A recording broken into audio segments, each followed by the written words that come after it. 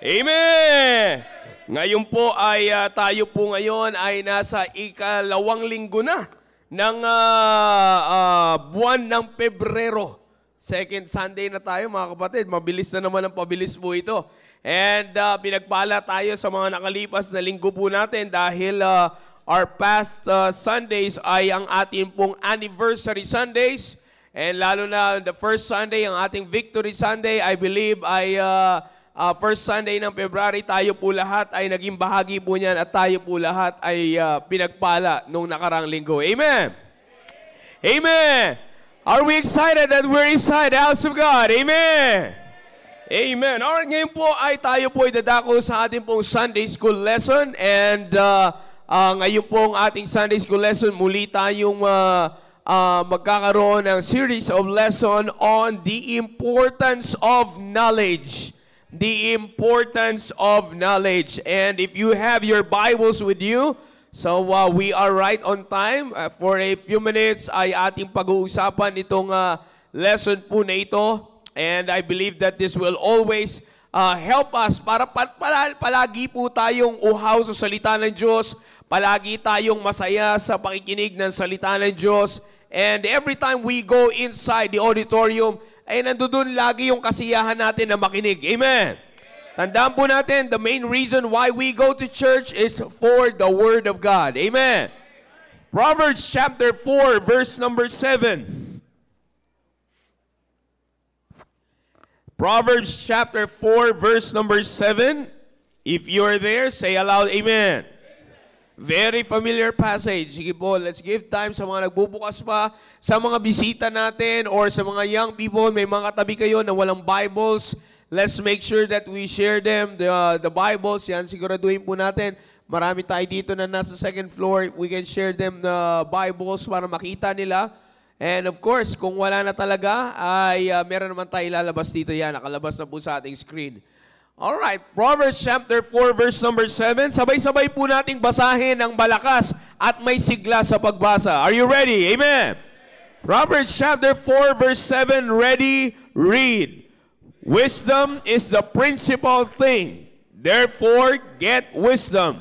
And with all thy getting, get understanding.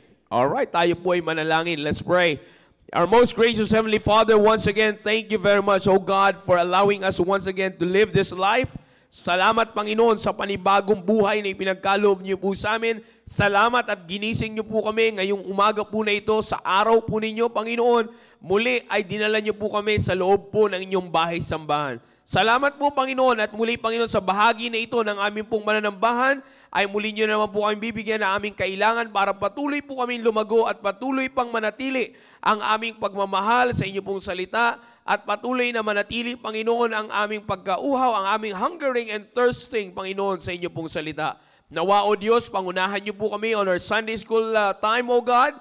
Please use me, make me a blessing to your people. And also, God, hinihiling po namin that the Holy Spirit continue to give us all the right attitude so that we can learn biblically, spiritually, O God, on this topic, the importance of knowledge. And please continue to give us a strong internet connection with no power interruptions, O God, and system malfunctions. All the glory belongs to you in Jesus' name. Amen. All right, please be seated.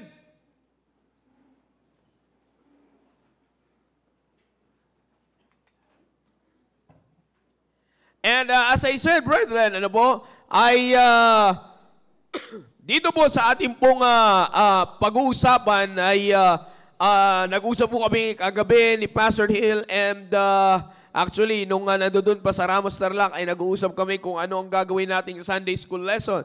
And we are so blessed, brethren, dahil yung mga may nauubusan na kami ni Pastor Hill, pinag-uusapan, of course, ng pwedeng maging topic dahil sa tayo po ay laging merong topic that will really help us to continually grow. Kaya mga kapatid, ay huwag po nating imimiss ang Sunday School lesson po natin. Ano po? And napaka-importante po. Bawat bahagi ng ating pananambahan ay napaka-importante. And ngayon po ay ang pinag-usapan po namin is that we will have a lesson na siyang patuloy o na nagpatuloy na mag-a-arouse ng ating pong focus ng ating pong pagmamahal sa salita ng Diyos at ng ating focus sa salita ng Diyos, yung hungering and thirsting natin sa salita ng Diyos, maaraos lalo yung ating panlasa, yung pangailangan natin sa salita ng Diyos. And one of the things na pinag-usapan namin ay yung muli nating pag-aralan mga kapatid. At sa panimula, actually we are just on the first quarter ng ating year 2024, nasa second month tayo, and it's a great blessing na ngayon ay patuloy na naman nating bubuksan ang pag-aaral about the importance of knowledge.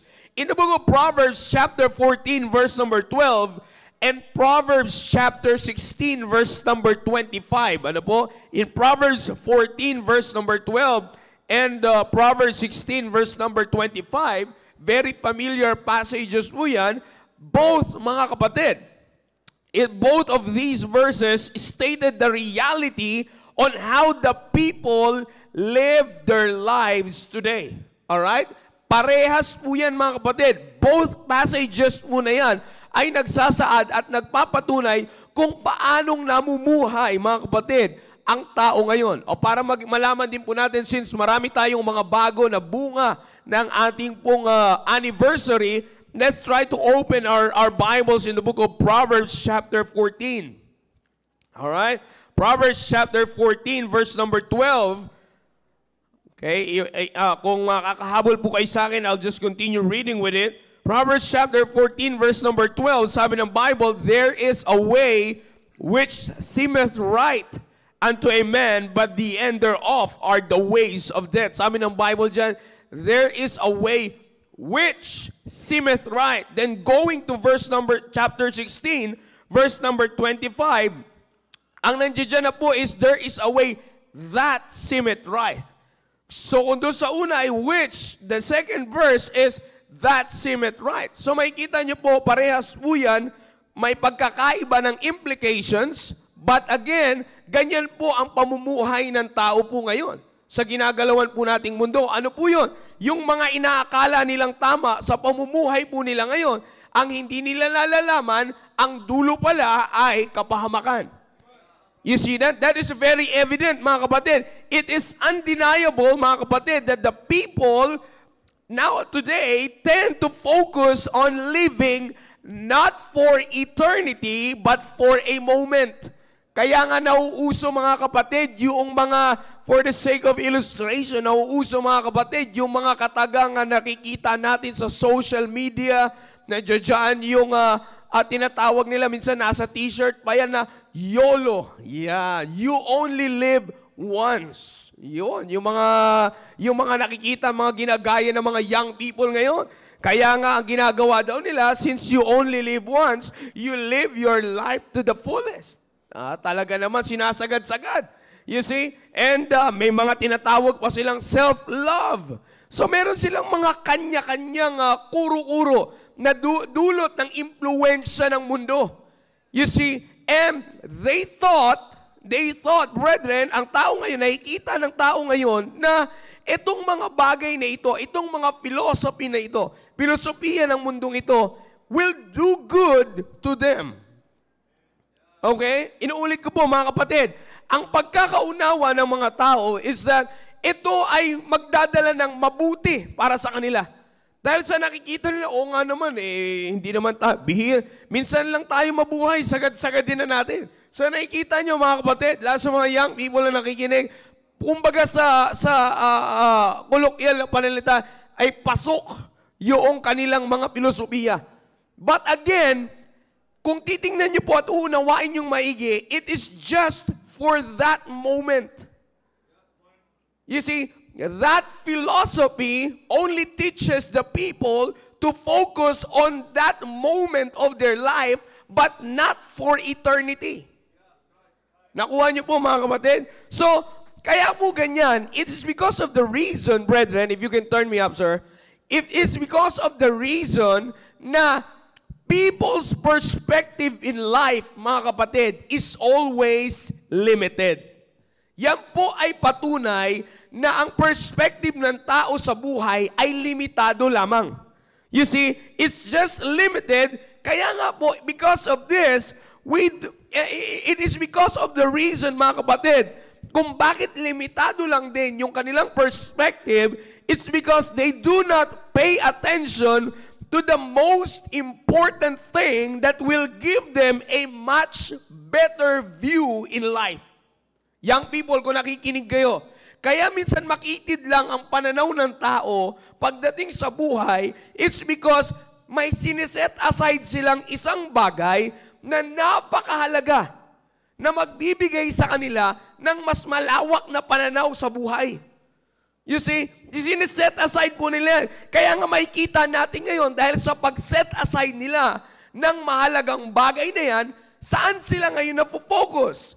On the temporal things.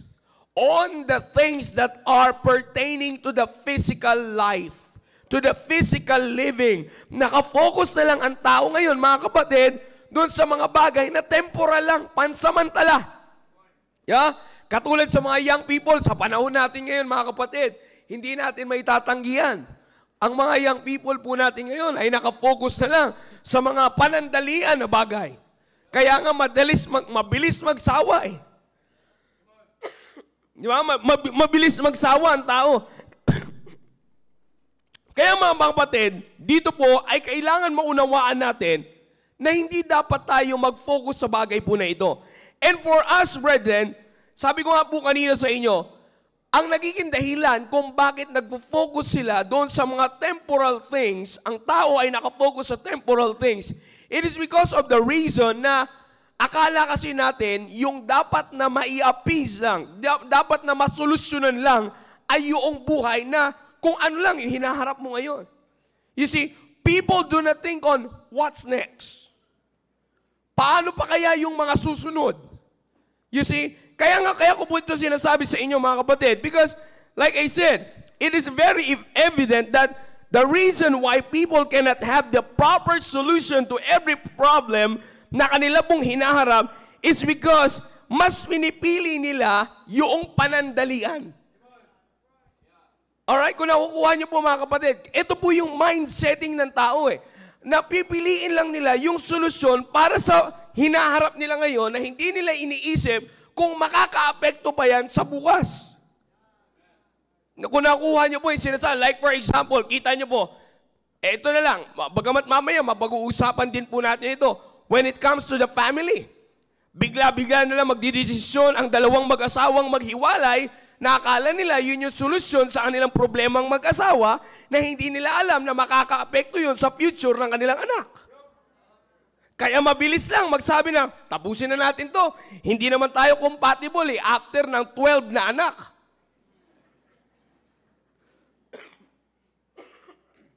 You see? So ano po ibig ko sabihin? Yung po yung sinasabi ko sa inyo. Yung kanilang sinusolusyonan ay yung pang-temporal.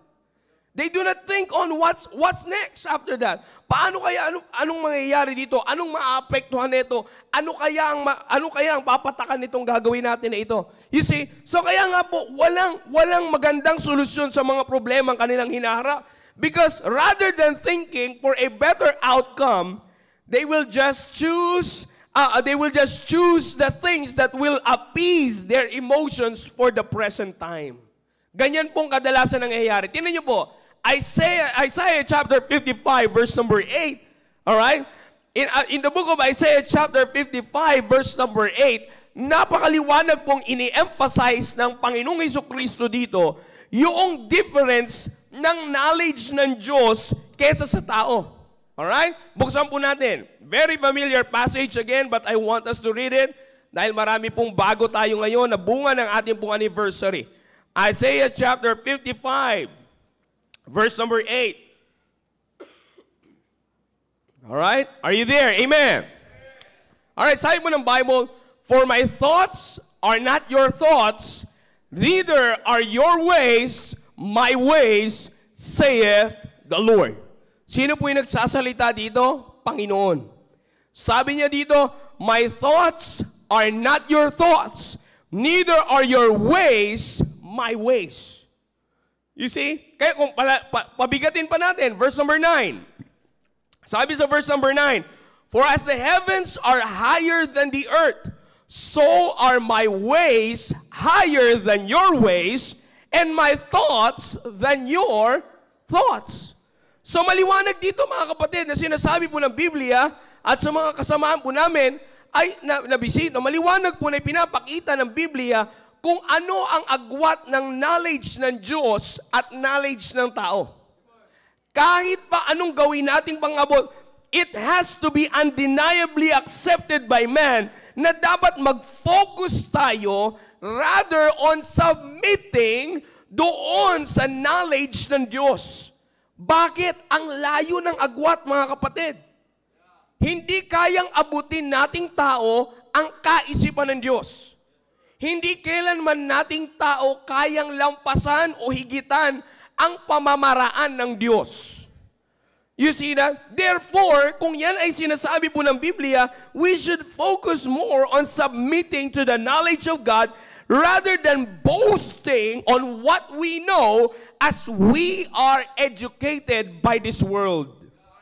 Alam niyo po kasi nakakalungkot, lalo na ito po mamaya mababanggit ko pa po sa inyo ito palasak na nangyayari po sa panahon po natin ngayon. If you have the highest secular education in the land or in the country, akala na ng tao siya na nakakaalam ng solusyon. You see, kapag meron kang mataas na pinag-aralan, ang buong akala na ng tao, kaya niya nang solusyonon yung problema ng kanyang pamilya. Kaya niya nang solusyonan yung problema ng bansa. Kaya niyang solusyonan yung mga bagay na hinaharap niyang pangkasalukuyan. You see? But again, pinapakita po sa atin ng Biblia, useful ang secular education, it can be profitable, pero never it will be over than the education of God's Word that contains the knowledge of God. Tandaan po natin mga kapatid, this Bible right here, this Word of God, it contains the knowledge of God. Kaya nga po mga kapatid, may dala-dala tayong Bible dito. We are so blessed that in this church we are being taught by our pastor na magdala tayo ng Biblia, magbasa tayo ng Biblia. Bakit? It contains the knowledge of God. You see, na kung saan doon tayo magpapasakop, imagine yung sinasabi sa book of Isaiah, for my thoughts are not your thoughts, my ways are not your ways, or for as the heavens are higher than the earth. And so are my ways higher than your ways. Nandito po yan sa Biblia. At yun po yung pinag-aaralan po natin, mga kapatid. You see, sabi ko nga po sa inyo, secular education is good. We are using it. It can be profitable. Pero never that the secular education contains the knowledge of God. Kailanman po hindi nyo masusumpungan sa siyensya. Hindi natin masusumpungan sa mathematics, anumang subject sa mundo, anumang college degree, anumang pag-aaral sa mundo. Sa lupang ito, hindi aside from the Word of God. Inuulit ko mga kapatid, aside from the Word of God, walang nagko-contain ng knowledge ng Diyos. Saan natin yan primarily matatagpuan? Sa Biblia. Kaya nga po tayo pumupunta sa simbahan para patuloy nating maunawaan ang nilalaman ng Biblia, makuha natin ang itinuturo ng Diyos at ipinaparating sa atin ng Diyos at makuha natin ang alin? Ang kaisipan ng Diyos. Akalain niyo po mga kapatid, hindi po biro yan. And it's something mga kapatid. Sabi ko nga, most men today, most people brag on what they had from this world. Pero mga kapatid, it always translates to the point na meron pa rin kulang. Kahit paano sabihin natin na ito yung aking tinapos, ito yung aking pinag-aralan, at the end of the day, may question pa rin. You see? So ano lamang po ang absolute that at the end of the day, if you're going to apply it, na wala kang makikita, wala kang maitatanong, walang iba kundi ang knowledge ng Diyos. Saan natin masusumpungan? Walang iba kundi sa salita ng Diyos. You see that, brethren? Kaya nga, 1 Corinthians chapter 3, verse 19. Gusto ko pong basahin sa inyong verse po na ito. 1 Corinthians chapter 3, verse 19.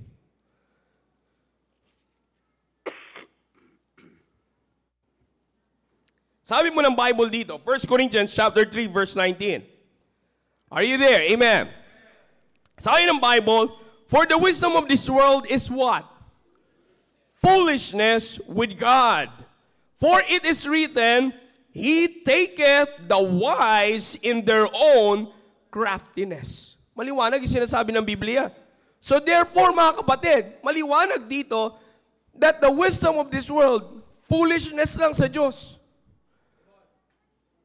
You see, masakit itong tanggapin ng mga taong walang kinikilalang Diyos. Pero sinabi na ng Diyos, nasusulat sa Biblia, nasusulat sa salita ng Diyos, ang karunungan ng mundong ito ay kamangmangan lang sa Diyos. Maliwanag po ba yan, mga kapatid?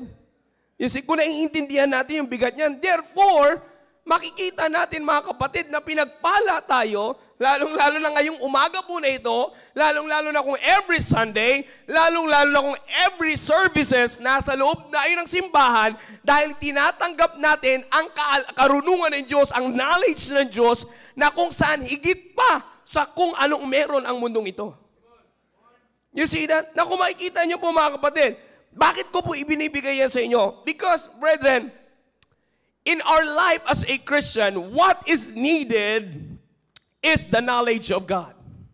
Alright? Inuulit ko, mga kapatid.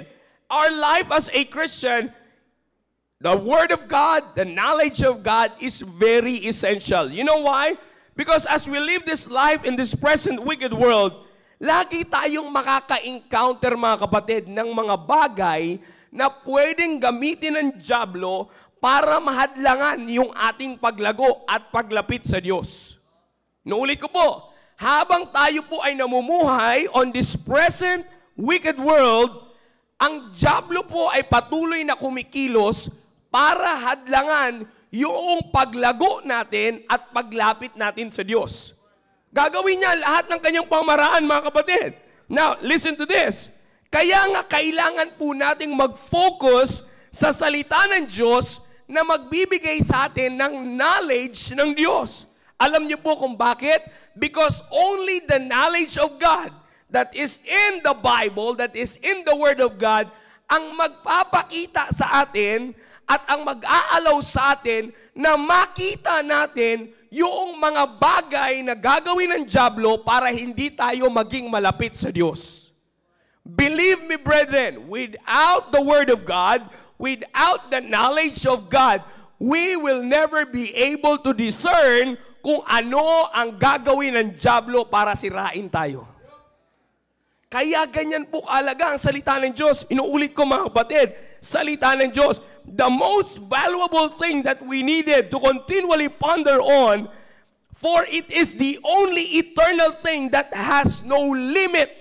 Walang limit, mga kapatid. Saan? Sa pagbibigay ng kasagutan sa mga tanong na meron tayo, and the only effective guidance for our Christian walk is none other than the Word of God. Kaya nga, kailangan po natin pagtuunan ng pansin po ito. Kailangan talaga tayong mag-focus po sa bagay po na ito. Because if we're not going to focus on the Word of God, we will never receive the knowledge of God. Hindi natin makikita kung ano ang gagawin ng dyablo para mahadlangan tayo sa paglago. You see, now tingnan niyo po, mga kapatid, hindi natin, the truth, brethren, is that as Christians, we can never manipulate this life. Inuulit ko po, hindi po natin pwedeng manipulahin ang buhay po na ito dahil maaari nating mailagay sa kompromiso. Okay? Mailagay sa kompromiso ang alin? Ang reputasyon ng Diyos. Naalala niyo po, from last year, halos lagi ko po itong binabanggit, our Christian life is a life of Christ reputation. Kaya nga tayo tinawag na Kristiyano, tagasunod ni Kristo. At ang pagkakakilanlan sa atin ng ating pagiging Kristiyano ay reputasyon ng Panginoong Hesukristo. Kaya nga kung lumalakad tayo bilang isang Kristiyano, tayo ay lumalakad na tangan-tangan ang reputasyon ng Panginoong Hesukristo. You see that, brethren? Kaya ko po sinasabi sa inyo yan, maunawaan natin ito lahat mula sa nanay, tatay, nanay, hanggang sa mga young people, because if we're going to manipulate this Christian life, At ipipilit natin na, ako masusunod, buhay ko to eh. Bilang isang Kristiyano, we might put our life, we might put Christ's reputation to compromise with the world. At napakasaklap na pangyayari yan, mga kapatid, at kasalanan sa Diyos. Nakakalain niyo po, mailagay mo sa kompromiso sa mundo yung isang reputasyon na banal. You see? Kaya ko po sinasabi yan, it's because we cannot deny the truth that there has been times in our life, brethren, na nailagay na natin sa kompromiso. Amen. You see, we cannot deny the truth, brethren. You see, as we sin, we compromise. Ganun lang po kasimple yan. You see that, brethren? Kaya nga po, tingnan niyo po, since hindi po natin pwedeng gawin yan, what we need is a better judgment.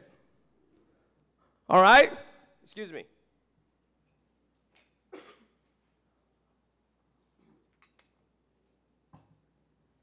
What we need, brethren, is a better judgment.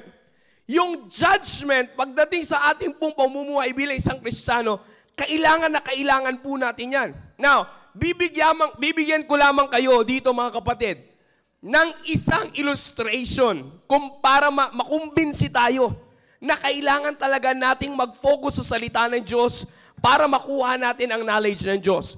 2 Chronicles. Open your Bibles. 2 Chronicles chapter 1. Alright? Sa mga hindi po makakasunod, andyan dyan po sa screen, ilalabas din po nila yan dyan. Kasi iba po, dikit-dikit pa yung 2 Chronicles. 2 Chronicles chapter 1. Babasahin po natin verse number 10 down to verse number 12. Okay? If you have your Bibles with you, you can open it with me. Pero kung matatagalan po kayo, you can watch it on the screen. Dito po, let me read verse number 8. And Solomon said unto God, Thou hast showed great mercy unto David my father. Nasa verse 8 po ako. And hast made me to reign in his stead. Now, O Lord God, let thy promise unto David my father be established. For thou hast made me king over a people like the dust of the earth in multitude. Verse 10. Here's our key verses.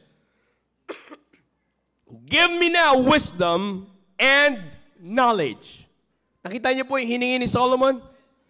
Give me now wisdom and knowledge, that I may go out and come in before the people.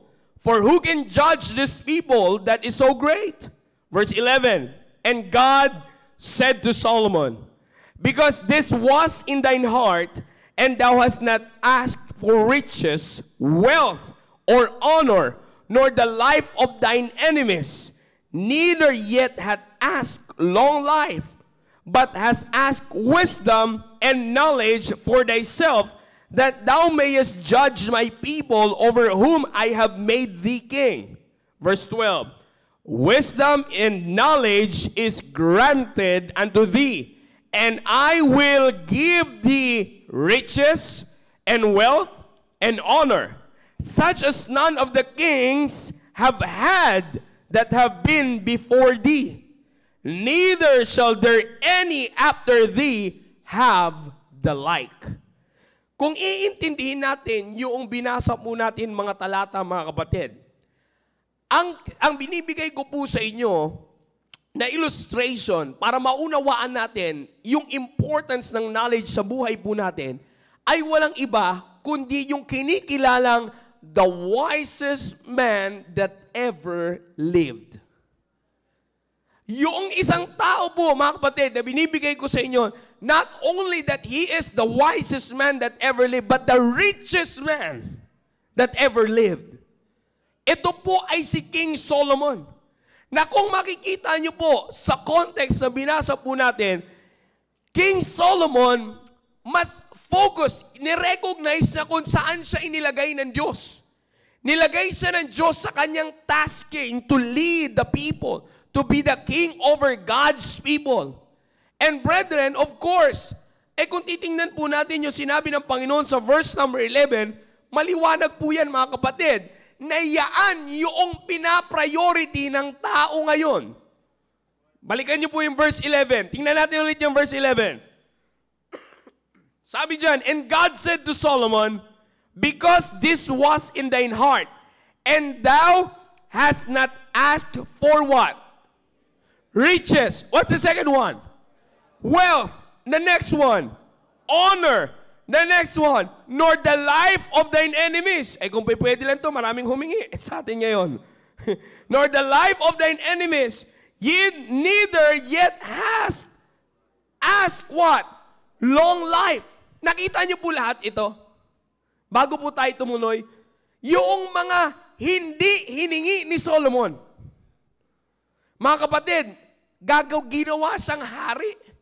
At yung mga bagay na ito sa verse number 11, if you will agree with me, you can shout aloud, amen. Ito pong mga nasa verse 11, importante ito sa isang hari. Amen. Amen. Verse 11 is a very important kung ikaw ay maghahari. May makakalaban kang kingdom eh. Di ba? Hindi mo ba hihingiin na manalo ka sa kaaway mo? Hihingin mo yan. Bakit? Kailangan mo yan eh. You see, hindi naman ni Solomon ipapatalo yung mga tao ng Diyos. Ano pa yung meron tayo dyan? Ano sabi sa verse 11? Riches, wealth, and honor. Honor na lang ngayon, mga kapatid. Napaka-importante na to, inaasam-asam na to. You see, yung makilala ka, inaasam na po yan ngayon. Yung tingalain ka, inaasam-asam ng tao yan. Ay yung pang riches and honor. Isang tabi pa natin. Ano pa yung sinabi dyan? Long life. Sinong ayaw sa long life? You see, ang pinupunto ko lang mga kapatid, yung mga pinapriority natin ngayon, hindi hiningi ni Solomon. Nakuha niyo po mga kapatid? Are you following? Amen. You see, bilang isang Kristiyano, yung mga inaasam natin, hindi hiningi ni Solomon. Mga kapatid, hindi tayo itinalaga bilang hari. Naunawaan po ba natin yung binabasa natin? Hindi tayo itinalaga na hari. Si Solomon itinalaga. Pero nakakapagtaka, tayo ang nagbibigay halaga sa mga hindi niya pinahalagahan. Amen. You see na? Bagkos ano po yung pinahalagahan ni Solomon? You can say it with me. What are those two things? Wisdom and knowledge. Na kung saan mga kapatid, bakit ganon? Tingnan niyo po mga kapatid. Because alam ni Solomon na ang kanyang panghahawakan, yung kanyang ililid na tao ay tao ng Diyos. Mga kapatid, ilagay natin sa kalagayan natin ngayon. Baka hindi lang po maliwanag sa atin, yung pagiging Kristiyano po natin, ipinagkatiwala sa atin ng Diyos ang kanyang trabaho. Great Commission, if you can still remember. Amen. Ipinagkatiwala sa atin ng Diyos ang kanyang trabaho na iwin ang tao. Na maipahayag ang gospel sa tao. Kaninong trabaho? Trabaho ng Panginoong Hesukristo. May bigat ba yung trabaho na yon? Amen. Mabigat. Trabaho ng Panginoon yun eh. Iniwan niya sa kanyang iglesia. You see, iniwan niya sa church bago siya nag-ascend. Going back to heaven. He left us with the commission. Kaya nga mga kapatid, kung titingnan niyo po, priority ni Solomon, yung trabaho ng Diyos ay binigay sa kanya. Kung ipa-priority rin natin yung ating pagiging Kristiyano, mga kapatid, we need to focus on wisdom and knowledge. Not riches, not wealth, not honor, nor the life of your enemies, neither long life. Ano ang dapat natin pagtuunan ng pansin? Wisdom and knowledge. Saan natin makukuha, mga kapatid? Sa salita ng Diyos. You see, mga kapatid, napaka-importante po nito. Na, dito na po muna tayo magtatapos, mga kapatid. Kung uunawain nating maigi, si Solomon na po itong pinag-uusapan natin. Sabi ko nga po sa inyo, reputation-wise, hindi natin mapapantayan si Solomon. Do you believe that? Amen? Hindi natin mapapantayan si Solomon. Kaya nga mga kapatid, I would like to encourage you this morning, every time we step inside this auditorium, get excited. Dapat paggising pa lang natin sa umaga, maging excited na tayo. Ang magpapasigla sa atin sa pananambahan, tatanggap na naman ako ng wisdom and knowledge ng Diyos.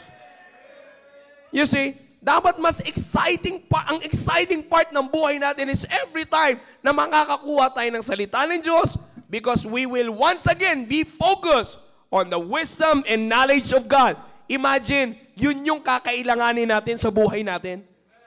Yun yung gagamitin natin sa buhay natin. Para sa inyo, young people, are you listening? You see, sa mga kabataan, para hindi kayo paglaruan ng dyablo at ng mundong ito, focus on the wisdom and knowledge of God. Ipapakita lahat sa inyo ng Diyos niya. God will use His wisdom and knowledge to help you have a better judgment na yung mangyayari sa iyo, ops, hindi ito kagustuhan ng Diyos. Napakaganda, mga kapatid. Amen. You see, itutuloy pa po natin ito sa mga susunod po natin pag-aaral. I hope you have been a blessing to you this morning. Amen. All right, let's all stand up, please. Tayo po ay manalangin, and then after this, tayo po ay aawit at i-recognize natin ang ating pong mga bisita. Let's pray. Our most gracious Heavenly Father, thank you once again, O God, for the time that you have given to us, na kami po ay nakapag-aral, Panginoon, ng inyo pong salita. Salamat po, Panginoon, that once again, you've given us the blessing, O God, of receiving your wisdom and knowledge, O God. Nawa, Panginoon, patuloy niyo po, ipaalala po sa amin how blessed we are to go inside the auditorium every services that we have. Sunday morning, Sunday afternoon, Wednesday evening. Salamat, Panginoon, sa mga services na meron po kami, ay patuloy niyo po kaming binibiyayaan ng inyo pong wisdom and knowledge na siyang aming kailangan pagtuunan ng pansin para patuloy po kaming lumago sa pamumuhay po namin bilang isang Kristiyano. At lalo pa kaming magkaroon ng closer relationship sa inyo. Once again, oh God, please bless us for the rest of the service and keep us all excited for more wisdom and knowledge na ipagkakaloob niyo po sa amin sa umaga po na ito. Once again, oh God, all the glory belongs to you only. Please forgive us in all our sins. In Jesus' name we pray. Amen. Amen. All right, remain standing please at tayo po ay awit. Amen. Page 161, A New Name in Glory. Page 161, our songbook, A New Name in Glory. Amen. All the first stanza ready, sing. I once was a sinner, but I came, pardon to receive from my Lord. This was freely given, and I found that He always kept His word, kept His word. There's a new name written down in glory, and it's mine. Oh yes, it's mine. With a white robe, angels sing the story. A sinner has come home, has come home. There's a new name written down in glory, and it's mine. Oh yes, it's mine. With my sins forgiven, I am bound for heaven, nevermore to roam. Second stanza. I was humbly kneeling at the cross, fearing not what God sent me from. When the heavens opened and I saw that my name was written down, there's a new name written down in glory, and it's mine. Oh yes, it's mine. And a white robe, angels sing a story. A sinner has come home, has come home. There's a new name written down in glory, and it's mine. Oh yes, it's mine. With my sins forgiven, bound for heaven, nevermore to roam. Last stanza. In the book is written, saved by grace, all the joy that came to my soul. Now I am forgiven, and I know by the the blood I am made whole, made me whole. There's a new name, written down in glory, and it's mine. Oh yes, it's mine. Roll angels sing a story, as Cedar has come home, has come home. There's a new name, written down in glory, and it's mine. Oh yes, it's mine. With my sins forgiven, I am bound for heaven, nevermore to roam. Amen. Please remain standing. Amen, amen. Please be seated. And ngayong pong umaga po na ito, we have a total of 125 first-time visitors. We have 54 from the adults and 46 from the young people and maybe 25 from the junior church. And in total, we have 125 first-time visitors this morning. Para po sa amin pong mga bisita, if this is your first time to be with us, ngayon pa lamang po kayo nakarating, would you please stand up? Huwag po kayo mahiya.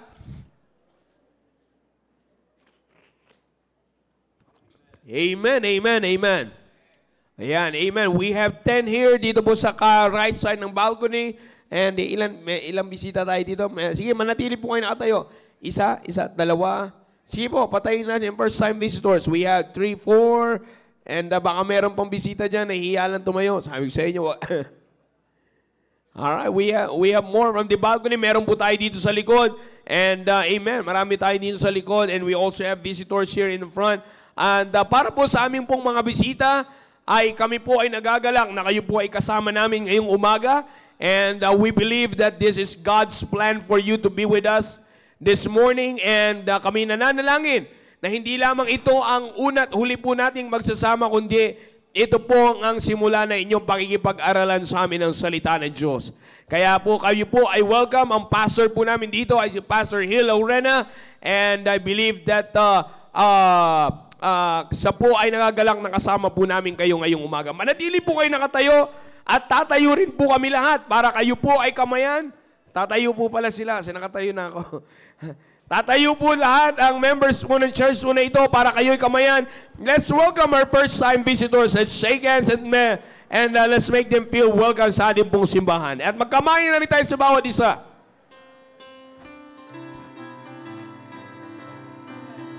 Wekas family from Las Vegas, hello po. Sir Dexter, Ma'am Riza, amen. Ay, Sir Brother Caro, hello po. And of course, Sister Pauline.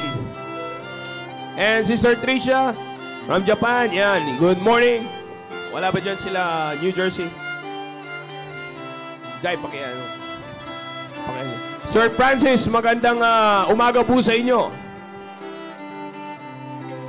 Amen. Tibayan family, good morning. Amen, amen. And Ma'am Virgie Morales, good morning. And Nanay Lucy and Tatay Ray, good morning.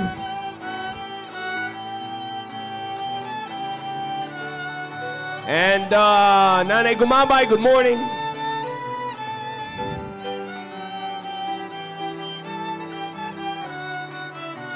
And the Patubo family, Sir June, magandang umaga po sa inyo. Amen. And Sir Marvin, ay si Ma'am King. Hello po, Ma'am King. Good morning. Amen.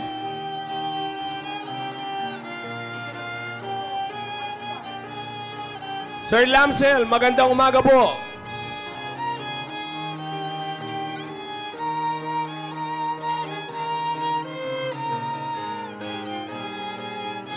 Sir Marvin, yan, sila Sir Marvin. Amen. Good morning po sa inyo lahat dyan. Ay, good morning. Good evening pala. And station ni Ma'am Rowena, magandang umaga po sa inyo. Amen. Ma'am Jovelyn Gonzaga, good morning. Sister Jem, good morning.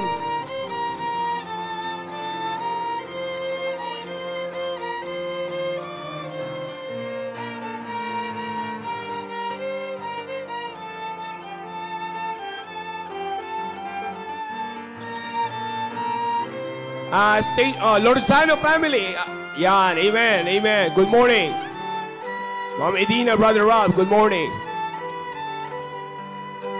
Amen. Sa mga nanonood po sa amin sa Facebook Live, magandang umaga po. And sa YouTube Live, magandang umaga rin po sa inyo.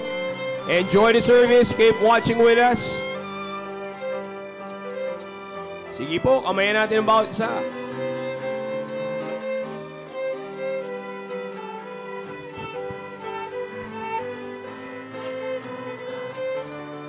Amen, amen. At makakabalik na po tayo sa ating pong mga upuan.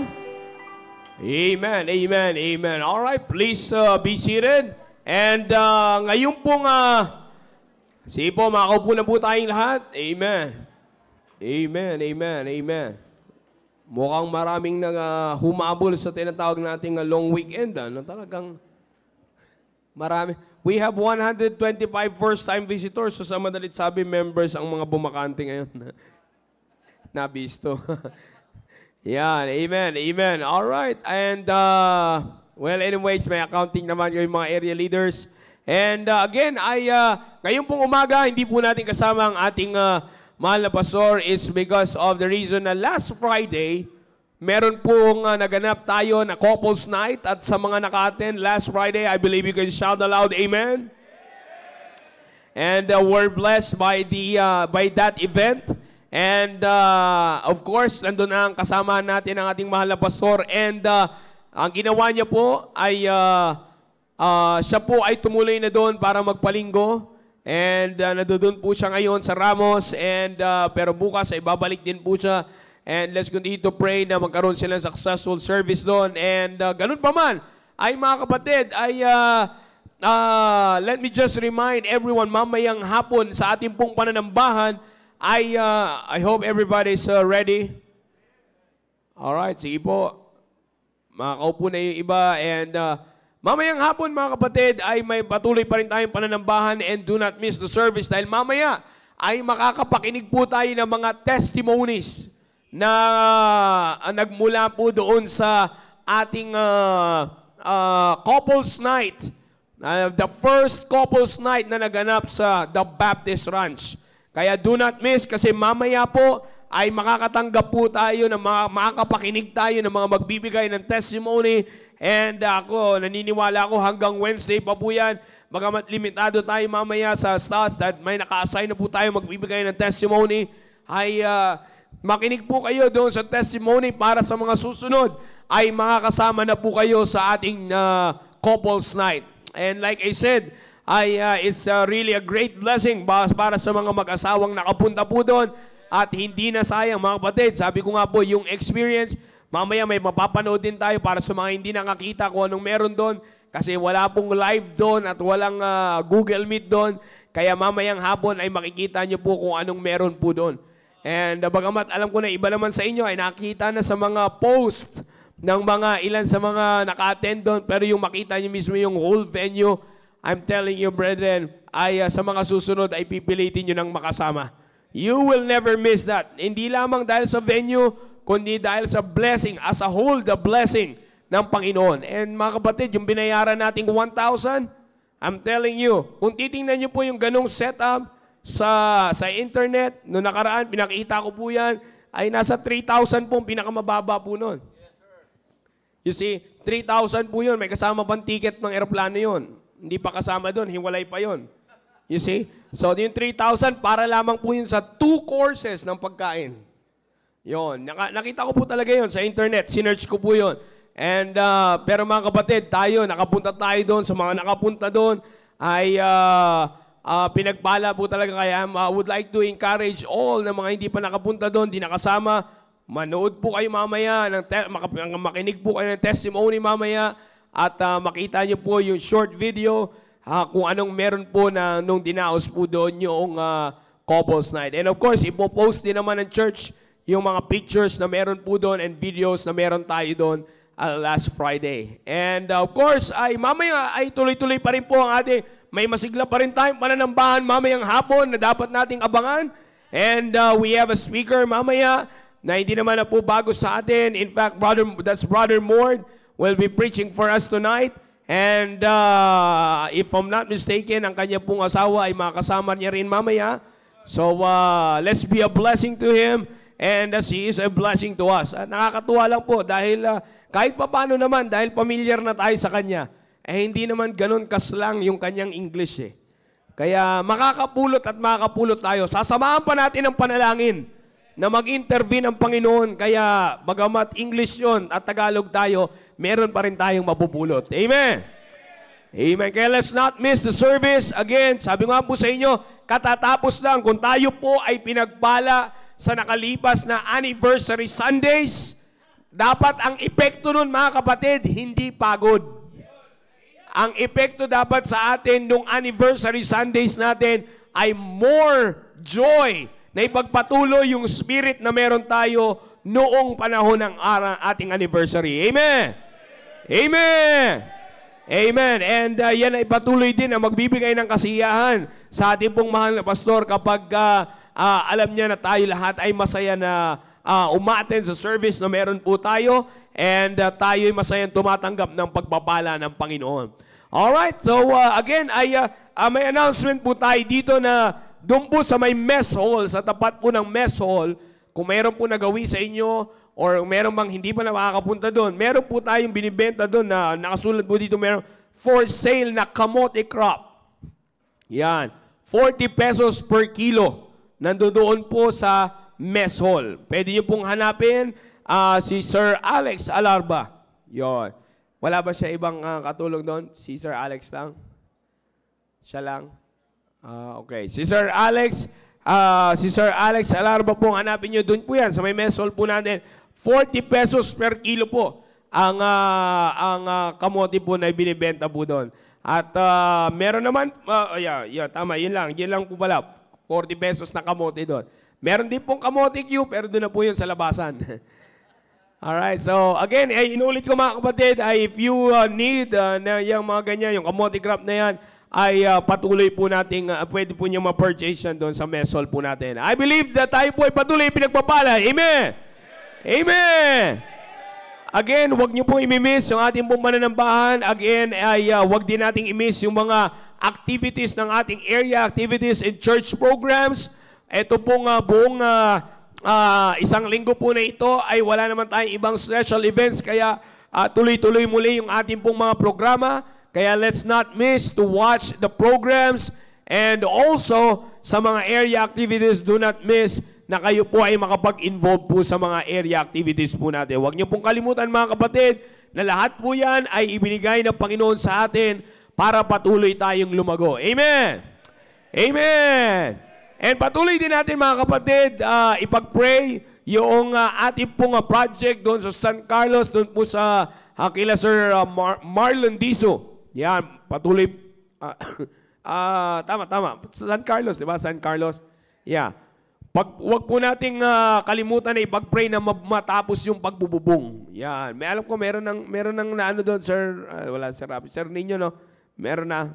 So, patuloy natin yung panalangin dahil sa pinakitang video ni Pastor dito, let's continue to be a blessing, to be a part of it. And of course, yung mga project pa na ginagawa sa Ramos Tarlac. Mamaya, pag nakita niyo po talaga yung ginawa po doon nila Pastor at mga Baptist builders at mga kasama nila, you will be shocked na may ganun tayo doon. Yung pala ang pwedeng mangyari doon sa ating The Baptist Ranch. Hindi pa nga po tapos yun. Paano pa pagka yun ay tapos na?